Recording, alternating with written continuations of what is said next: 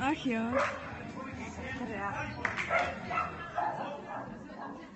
No vidíš to.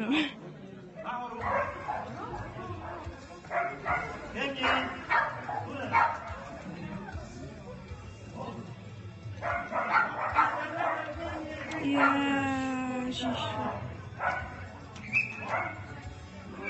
Ale tak ještě druhý pokus. Takže na start se připraví pomaličku Malinová Denisa, poté Klopštoková Monika, Juričková Jessica, Frimnová Kateřina a Čejková Adéla.